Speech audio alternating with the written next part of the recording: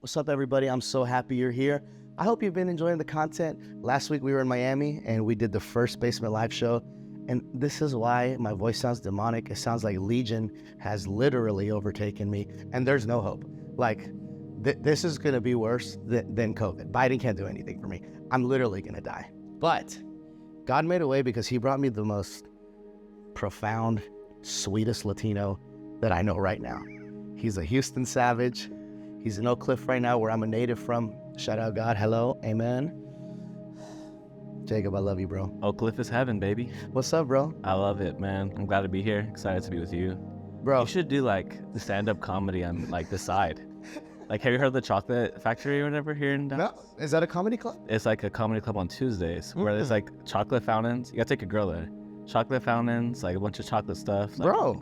It's someone like half a bar, I guess. That's and then cute. It's like open mic, like comedy. That's adorable. I flirted with like comedy, with the idea of like stand up. Well, I think anybody who becomes a speaker, they have the capability to do it. Yeah. They have the capability. Bro, you, I fell in love with you. Hold on. See, look, I'm my own producer today, y'all. I fell in love with you when I met you at camp. This is the sweetest love story that I have right now, other than with my blonde Scandinavian wife. Come on. Bruh, I was going to go to a Gateway Student Winter Camp, and I was going to go volunteer, because it's just my church. So I just wanted to volunteer. I wanted to be helpful and help them with video. I know they've been struggling. And then, lo and behold, they're like, hey, we already got a guy. We got a Mexican guy. I said, well, let me still go. I still want to go. And then I met you. We hit it off. And I got to learn and get more context about you. Yeah. And you blew me away, because I remember when I was in a position when I didn't know how to use a camera, when I didn't know how to reach people online and how to creatively present myself to reach someone in a fun way. And I saw you doing all of those things. And I was like, he looks like I want to be like him. And I'm like, but I'm already doing that. So it's like when I met you, I felt like a younger version of myself. That's cool. And I was really inspired by you. So, bro, just tell the people who you are. You can give us some background story on you, your life, and what you do now, and your family, and all of that. Yeah, so I'm a husband. I'm 25 years old, so quarter. Me too, bro. Wow. See, this ain't younger. Bro. Wow, it's because your beard. It's the beard, bro. 25, bro. So, still a young buck. When's your birthday? July 1st. Okay, mine's February. So I'm older than you. See? That's hilarious. That's what it is, bro. No, so I've been married for 4 years. Just had a baby boy named Asher Dallas. Oh, my God. Ironically. And he's about to be a year next month on July 14th.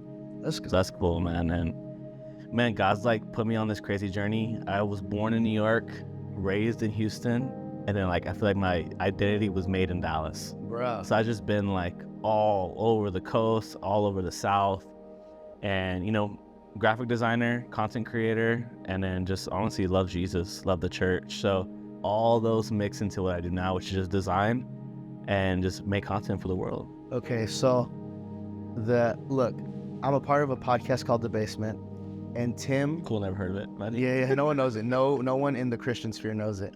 But Tim will go into like the depths of story. Wow. Of your story, right? Yeah. That's not how I'm wired. Right. Because I'll have all those convos off camera, and then on here I just like to address certain things that have been downloading in my heart for you. So when you're on The Basement, we'll go to your story. We'll do like the real, the full detail. But as I was praying, because I do pray when I'm gonna do something, because I need God's grace. Come on. Some people don't. Some people don't pray. That's crazy. And ask for help. But I asked for help for this conversation, and I said, God, what is it that you would like me to ask Jay?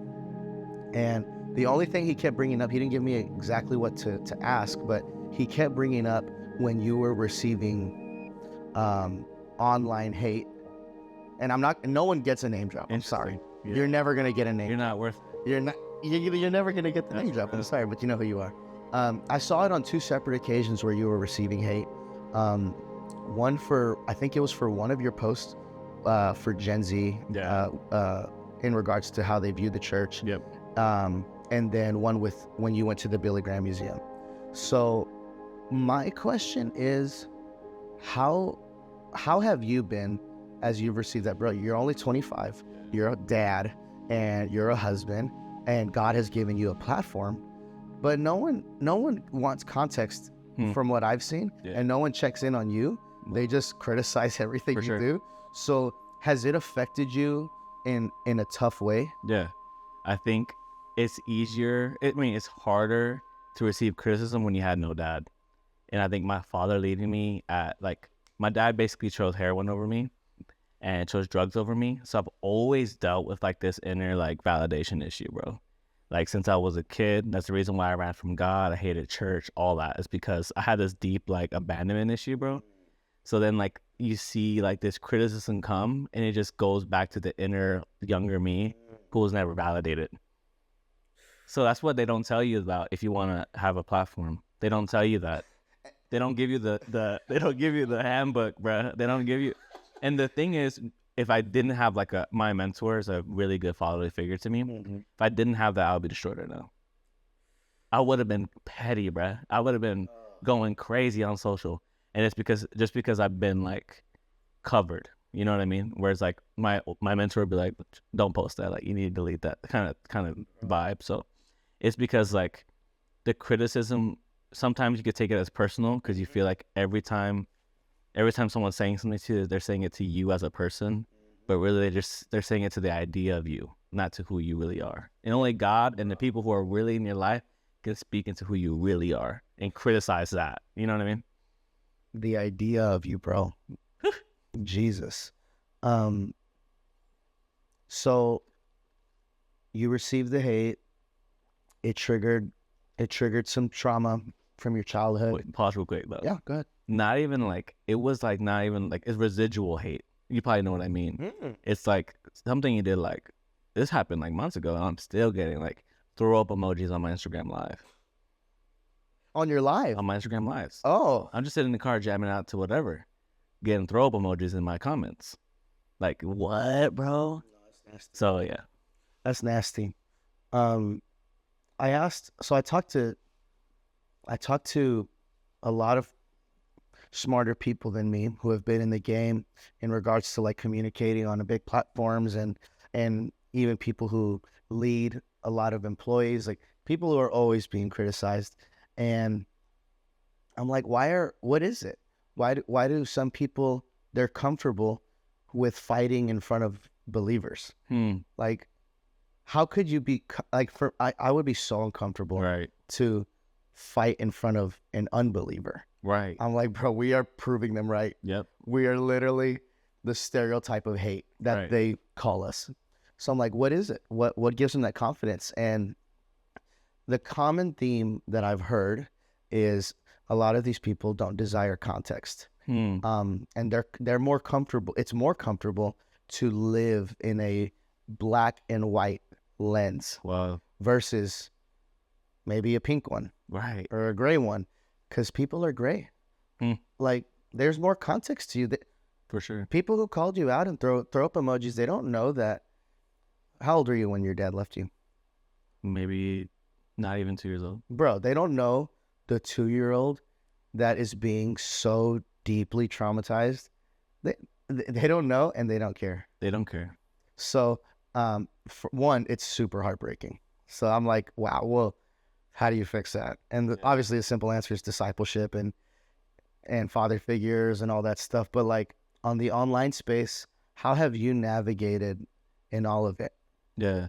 I first wanted to give up. Like I remember when I first received criticism, I was telling my wife, like putting my head in the pillow, like, I don't want this anymore. Like, not that I ever wanted followers, but there's something in us as humans that want influence. And I feel like maybe I was born like a leader. So I always wanted influence, but I never wanted this. And I just remember like fighting my whole life for a church that didn't want to fight for me. And I'm like, bro, like, so my navigation to that is run to Jesus. Like, it's always been like, all right, I need to go back to where I started. Because one thing that they can't control is how my heart health is. That's the thing. They can control whatever narrative. They can say whatever they want about me. They could change the public's opinion of me. But only me can go up to Jesus and see the status of my heart. And man, you could say all this trash stuff about me online, but if my wife loves me, my kid loves me, the kids around me love me, if I'm discipling people, I still have love for the church, I'm still opening my Bible, you can't say anything to me because me and my maker are cool. Me and Jesus are cool.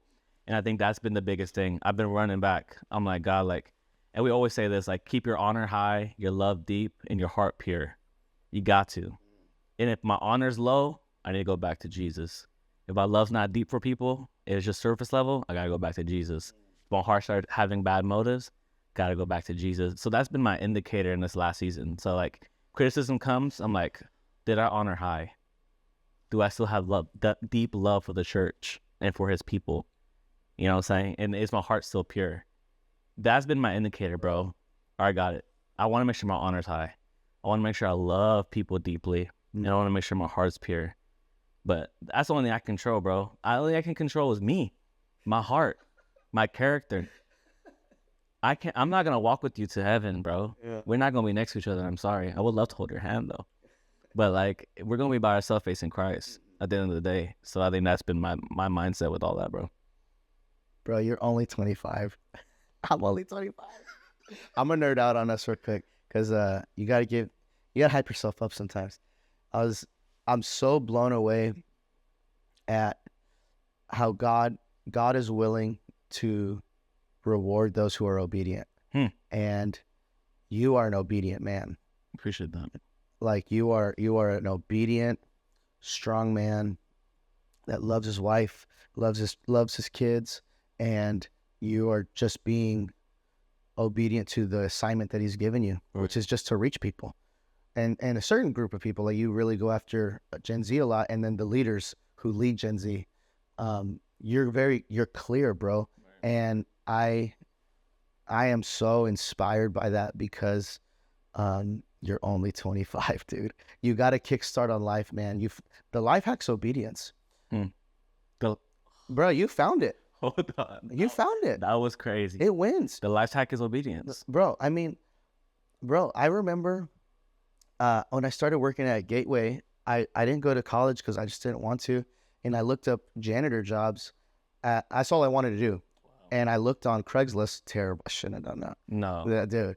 People were trying to kidnap me. Oh, for sure. Psycho. Can you send me a headshot, please? Wait, hold on. Why do you need a headshot? But I saw like, oh, bro, my church. I went to youth as a senior, so at Gateway. So I knew that they were hiring their big church. So I started as a janitor. Wow. But everything I did, I tried to kill it. And bro, that is constantly what has promoted me in life. Yeah. And then being willing to obey when I feel a nudge on my heart. Wow. That's why I'm doing the basement. That's why I get to just be in proximity to super cool people because of obedience. And I look back and I see some of my friends and I'm like, bro, we're the same age and you're still doing the same thing. It's not a bad thing. Hanging out with the same people. Yes. Yeah. And look, I'm not saying everyone has to be a famous communicator. No. But if your heart is still the same and your mind never changed, that's so dangerous. Wow. So I say all that to say, like, I'm really proud of you, bro. I don't think a lot. I would imagine you don't get to hear that a lot. Once every year, maybe. I'm not kidding. And you're growing fast especially because you're growing fast, people are beginning to criticize you, and people love you or they hate you. Yeah. It's literally, those are the two things for you that you have right now. But in like the basement and like our philosophy is like, bro, we see you. Wow. I only want Jacob. Like I don't care about the online stuff. That's right. You don't care about the online stuff. You're just being obedient. Yeah. So I just want to honor you, bro. I appreciate that, bro. Because you know what's interesting? Like, obedience is like super unique because, like, no matter what, you're gonna get hate for it because someone else can't do it. Mm-hmm. And I think with like my heart posture lately has been like, God, I'd rather die than be disobedient. Boy. And one thing is about me and you, bro, and then Tim, is like our obedience is in such a controversial, unique space, bro. Bro, we are friends. Think about that. We're friends with Tim and Michael Todd. I'm just gonna put it out there for all the people who know what we're thinking. We are friends with two people Yeah. who are criticized at Yeah. It's not even like that. It's the concept. Like your obedience is to create conversations that create context. So you're going to make all the Pharisees mad. You're going to make all the religious people mad. My obedience is to call out the church. That's going to make a lot of people mad. So like, I think a lot of times is like, we had to do simple obedience. We had to sweep the floors, paint the walls, take care of the trash. And God showed us like through the little things that I'm going to give you an obedience that's like super hard, that only you uniquely can do. And you're running with that. And that's what I love about the basement. It's like, it's this unique space that the church needs right now. And that's why God's just blessing it, bro. Because who else is creating conversation in the church? I agree. Yeah. Okay, so this, because that's a good segue. The other thing I felt the Lord tell me to ask you is, or bring up more so as a topic. I've seen a lot of people who will criticize people who will criticize you, me, the basement. A lot of these people are like the online theologians, right? And they have a Pharisee mentality. But there's one thing I've noticed about them. I'm like, okay, I genuinely respect the passion you have for the gospel. Right. You hate hypocrites. I get it. And that's like the main thing I see them attacking is they don't like hypocrites. Right. They might not see themselves, but they don't like hypocrites on the other side. And I'm like, okay, I can respect that. You're standing your ground. You're standing for what you feel like is convicting you. I can respect that. But there's one thing I noticed, and a lot of these people, they will never talk about their personal life. They're not vulnerable. So they will attack you for the way you speak, about Christ, the way you share the gospel, the way you present yourself physically and verbally, but they'll never address anything about themselves vulnerably. That's real. They don't talk about their spouse. They might get a spouse photo here and there, but they won't talk about the struggle in their marriage. They won't talk about their porn addiction. They won't talk about their opioid addiction. They won't talk about any of those things. I'm like, be for real. That it's hard for me to connect with you. I have no problem with you coming at me, but if you can't be vulnerable with me, I don't think we could have a real conversation then. Wow. Yeah, I think. Bro, what are your thoughts on all that? I think they mastered the idea of the gospel, but not allowed the gospel to master them. They got the gospel perfectly in context. They know every scripture, every verse. They can back the gospel up, but they can't show the gospel to me. And that's what I've noticed, bro. You can preach gospel all day online, you literally spend your whole life correcting people, but you haven't talked to a homeless person in years. Let's be for real. Like you haven't showed up in the streets where God's literally tells us in Matthew 25, like, if you're hungry, feed them. If there's like naked, clothe them. Like Christ tells us to do these things. That's the idea, bro. They mastered the gospel. They read all the books. They got all the studies. They know everyone's perspective on the gospel. They're masters of the gospel, but the gospel hasn't mastered them, bro. And I'm like, and this is what I posted. And when I got roasted for, I was like, I want theology that transforms. I don't want theology that makes me think. That's what we have. Let me just think of a topic. Let me just think of theology. Nah, I want theology, which is the idea of God, the thoughts of God, to transform me. But you just got theology that makes you think. So you're trying to spread this gospel of a thinking theology, and I'm preaching a gospel of a transforming theology. My homie from the street, bro, can't tell you who Calvin is, can't tell you the tulip, can't tell you Spurgeon, but he could tell you I don't do drugs no more. Bro, I can't tell you. I can't tell you the all the doctrines and the sanctification, justification, all these fancy words, but I can tell you, hey, I love my wife and I don't want to crave any other girl. That's so good. Hey, I love my son and I could spend time with him and not make ministry my master because God transformed me. But they're not ready for that conversation. Dude, oh my. It's because one thing, bro, is that people are not around lost people enough, dude. That's real. You forget where you came from. But a lot of the people who are on that energy grew up in church. Yeah. So their battle has always been like not sin, shame. Like I love the verse in Luke where like the guys go out, God sends the guys out, they go preach the gospel. They're like, we casted demons out, we had a crusade, like We made miracles happen. We corrected all these people's theology. We're crazy, Jesus, right? And Jesus is like, you should be lucky your name is written in heaven. Bro, what a bar. And that's been my mindset with all my homies. I'm like, I'm just glad I made it. Like, I don't know. I can't explain to you justification, but I made it, though. And I think that's been my energy with all of those people. I will never be in that circle just because I'm around people who know nothing. And they can't have conversation. When was the last time you preached the gospel to someone who knows nothing about the gospel? Not a church person. Not someone. I'm talking about someone who never heard it. You gonna, bro? One quick story now. Please. I was the youth pastor, bro, in North Virginia Hills. 4 kids for 2 years. Okay, got paid $0. I would show up after working construction. That's the background of that story. I go another day. But I remember going to the street, bro, and handing out flyers like in neighborhoods, like, yo, come to church. Go to a basketball court. There's this young girl, bro.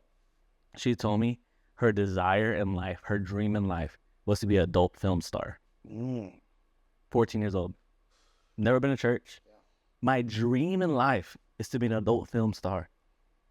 So she ends up coming to church, ends up bringing her boyfriend. I said, hey, man, my name is Jacob. I'm the pastor here. He says, what is a pastor?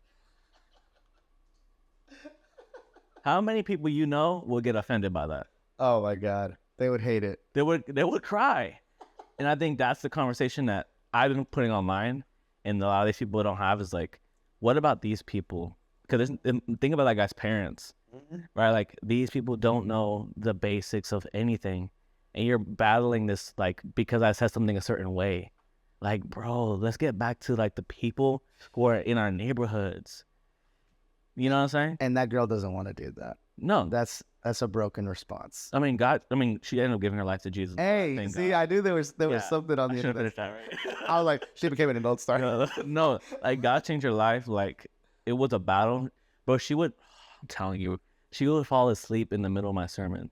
Wow. And my youth leaders would be like triggered, and I'd be like, I would just keep preaching, not saying anything. You're like, I'm happy she's here. And she was like, bro, it gets me, bro, because she was like, this is the only place I could sleep. Dang. Bro. Dang.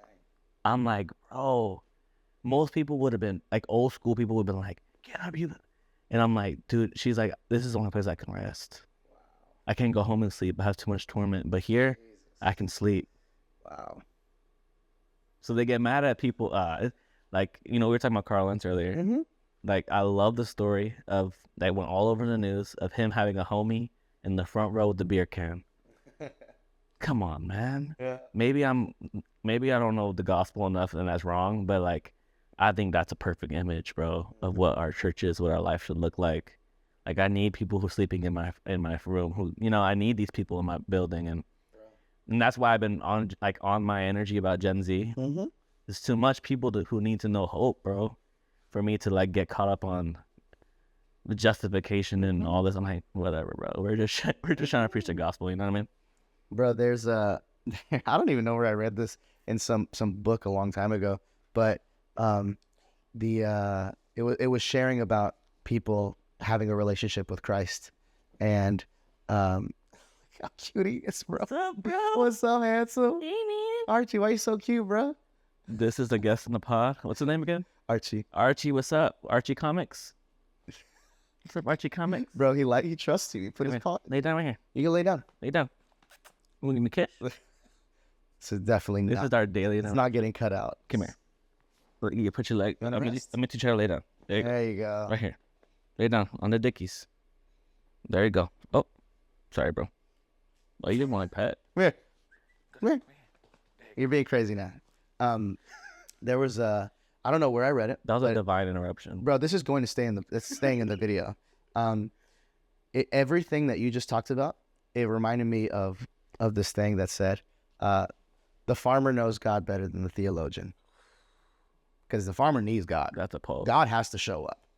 The Lord, bro, he has to show up. The farmer knows God more than the theologian. Or no one's getting fed. We're not going to eat. We can't get paid. I don't understand the concept of theologians, but that's a whole different podcast. Well, I get it, but what do? Just think all day? You think all day to the study of religion, I guess.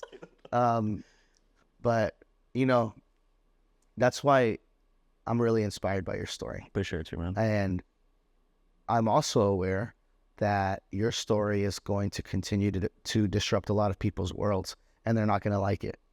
And are you okay with that? Yeah, I want everyone to win. So I think the biggest win for the church has always been love, like save the lost and build the church, like build believers. So if I had to disrupt you for someone else to win, like I don't know, maybe that's just call in my life, but it's just because the deep desire in me is more important than the feeling of offense that I get from you. You get what I'm saying? Like I'm more willing to see people get saved than care about you getting offended by what I'm saying. Mm-hmm. You know what I'm saying? And I don't know. Have you heard of EMDR therapy? Mm-mm. Dude, Yeah, check it out. I just did it. It's really expensive, but you should do it. I did 6 hours total. Okay. I've only done 2 sessions. Context, it was $900. Okay. So it's not affordable for most people, but that's because I did 6 hours. Okay. You can do 1 hour. Right. So you could break it up. You don't have to pay that much. But I did 6 hours, 3 hours in each session. And I've struggled with suicidal ideation and depression since I was 12 or 11. No 11-year-old should have to think about those things. No. I had a great family. I grew up in the hood, but I had a great family. Phenomenal family that loved me and cared for me. And I always had good church leaders in my life. But it was just a struggle. And it was demonic. It was like something that kept chasing after me. Wow. And the older I got, the more I allowed it in, so it would stay longer. And I could never find a way to get to, I just couldn't understand it. Why am I this way? Am I broken? Wow. I asked God, I'm like, God, I asked for your deliverance. I've talked about it constantly in talk therapy. I've talked with it with biblical counselors and my parents. I don't understand. And for so long, I thought it was with the loss of my baby. I lost a child when I was 18. Wow. With my ex.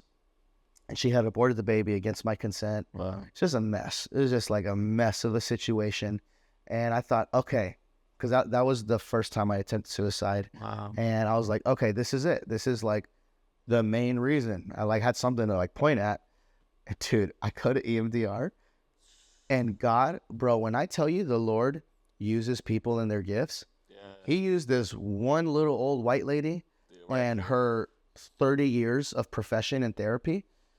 And we did the EMDR, and it's really simple. It's like regular talk therapy, but at some point they bring out a light strip and it's set in front of you on a tripod, and you put on headphones and you have two of these things in your hands, and the light will go done, and then it'll go buzz, buzz. So you're getting a sensation, beep, beep, beep, and you're just following the light. Okay. But before, she asks you, what's the most heartbreaking moment in your life?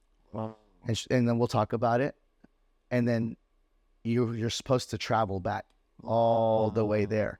It's so crazy, bro. That sounds crazy. So you mentally travel there. Nothing crazy or spiritual. You're not you're not teleporting. It's a portal. You're not. Someone's going to cut this and be like, Hector's going, in the basement is going to portals.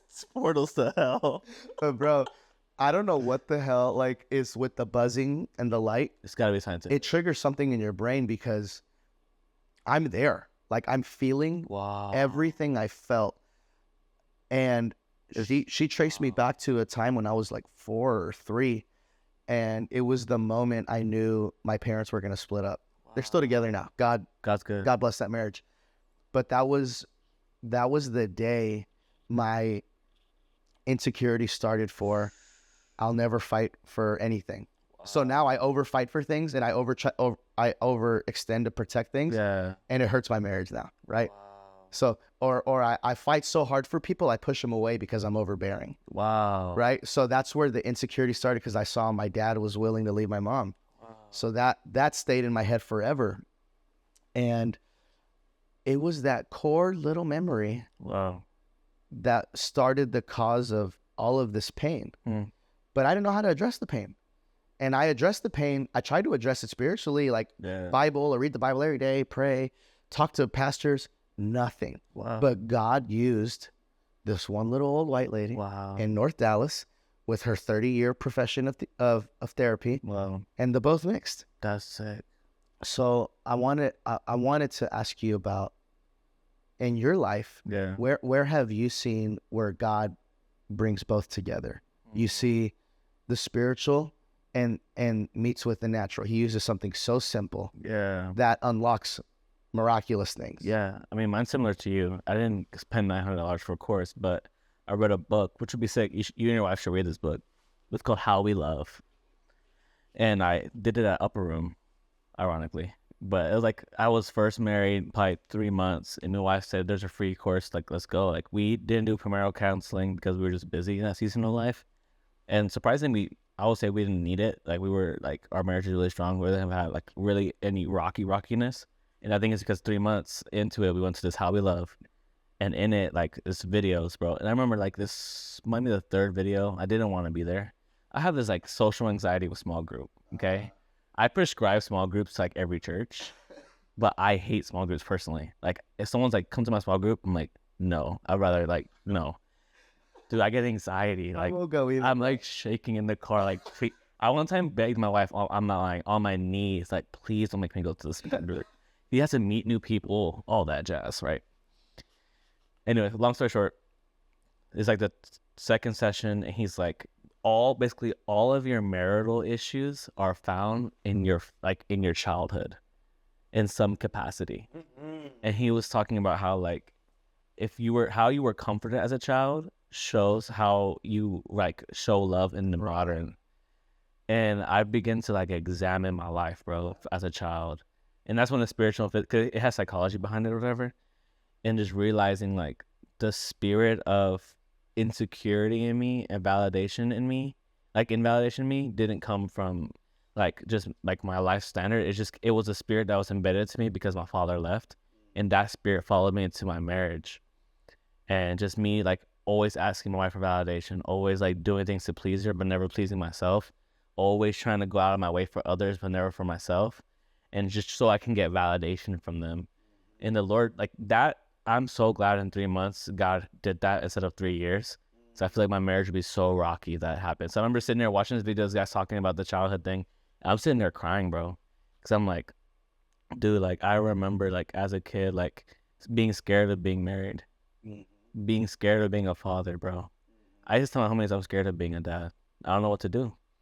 Like, literal fear. Like, some people are like, oh, they're like, it's like subconsciously. I'm talking about terror. Like, I would not want to. It was the scariest thing in my life. So God met me in 3 months in my marriage, and now I have a kid and all that, and I'm confident. And it's the confidence, bro. And, like, God healing you releases confidence in you. You know what I'm saying? God healing you will always release confidence in you. And now we can speak boldly. I can roast people, or, like, I can correct people because I'm confident in what God's done to me. Because I'm healed now. And now that I'm healed, I feel like I can lead people. I could do things great out of that healing from when God met me, like, and showing that. I think a lot of leaders are insecure, and that's why the influence comes to them, because they're so hungry to strive for more, to do more, build more. They ultimately will build influence, but you won't be healthy.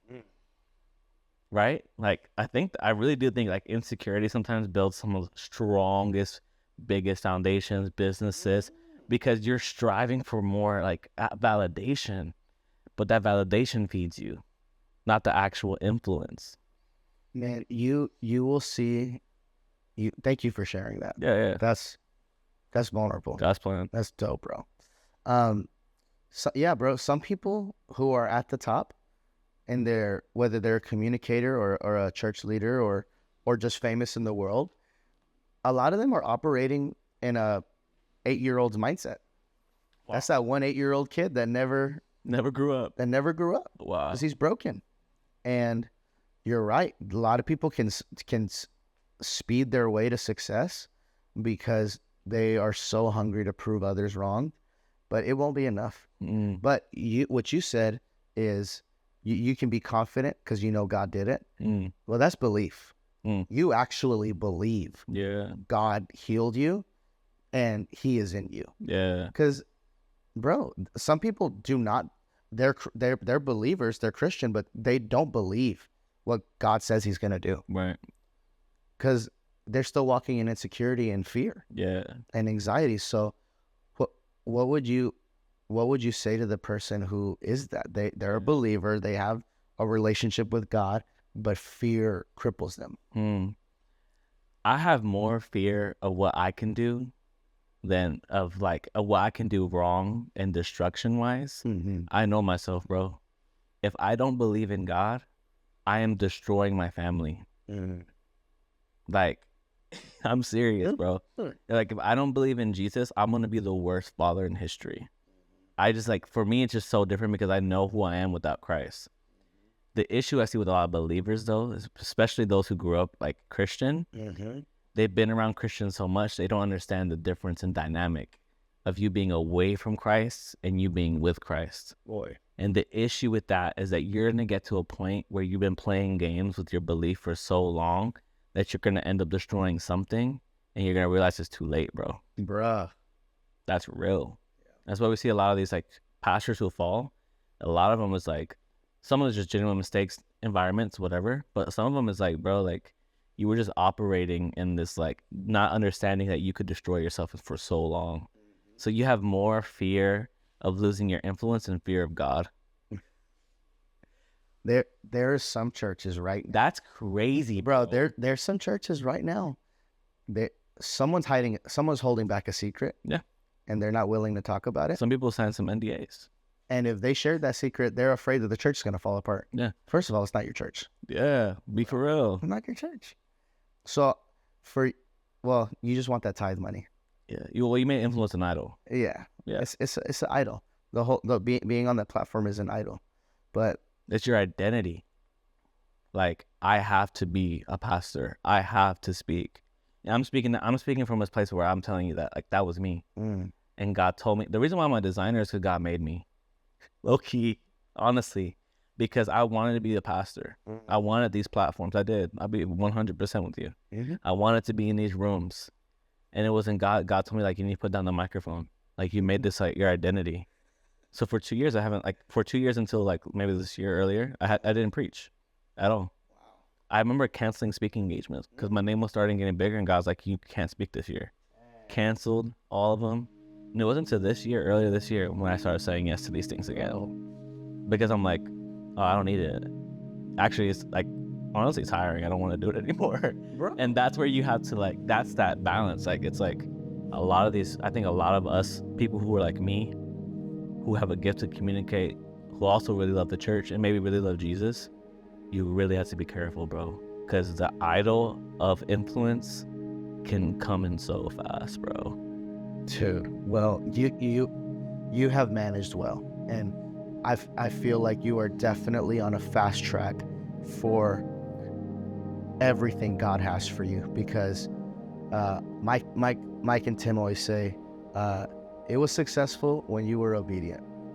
Bro, you made it. You already made it if you obeyed. Yeah. And to me personally, bro, the most honorable thing I see in a man of influence is the way he treats his family. Yeah. And if they're willing to be vulnerable about their life and their struggle. It's hard for me to connect with people who don't live that way. The surface. And I just love seeing the way you are, bro. If you're in public, you just have your kid right here. Everywhere. This is me. Yeah. I'm showing up to your church or your event. Bro, I go to meetings with people with my baby on me. He's like, ah. I learned that from my mentor, though. What's your mentor's name? Abraham Guerrero. Shout out to Abraham. He would preach on the stage with his son on his arm. Bro, well, I'm super proud of you, bro. Appreciate you. And I know God is going to blow your mind in the next few years with what he has for you and your family. I receive it. And I'm really happy I got to meet you before things start to skyrocket off, because I want to be friends with you for a long time. Bro. So I love you, bro. Love, man. We Gucci. Yes, sir. I love y'all. Peace.